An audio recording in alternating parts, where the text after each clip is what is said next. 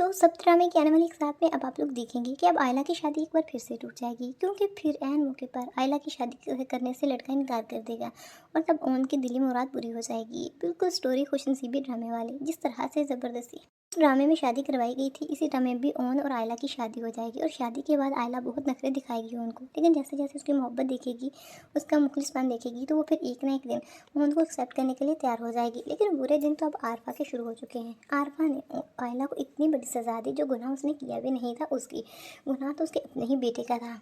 जानते हुए भी कि कसूर शामी का है, इसके बावजूद भी आयला को तलाक करवा दी और यहाँ तक कि उसके किरदार पर इतनी उंगलियां उठाई कि अब इस आरफा बेगम को मुंह की खानी पड़ेगी। अब रमना ही होगी जो आरफा बेगम की अकल ठिकाने लेकर आएगी। उसे लगता था कि उसकी भतीजी उसकी बहुत अच्छी बहू बनेगी, उसके पीछे दुम हिलाती फिरेगी। उसे तो अंदाज़ा ही नहीं था कि उसकी भतीजी तो उससे भी 4 हाथ आगे है।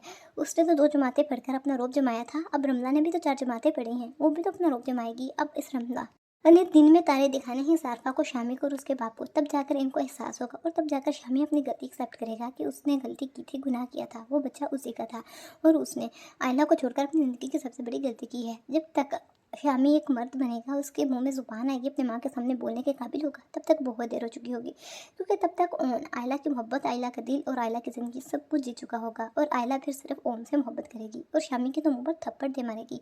तो व्यूअर्स, आप लोगों को ये ड्रामा कैसा लगता है, किसकी एक्टिंग पसंद आ रही है, कमेंट सेक्शन में लाजमी शेयर कीजिएगा। मुझे ड्रामा प्रोमोट्स के लिए चैनल को सब्सक्राइब कर लीजिएगा, साथ में बेल आइकन को लाजमी प्रेस कीजिएगा ताकि हर अपडेट्स के नोटिफिकेशन आप तक बआसानी पहुँचते रहें। शुक्रिया।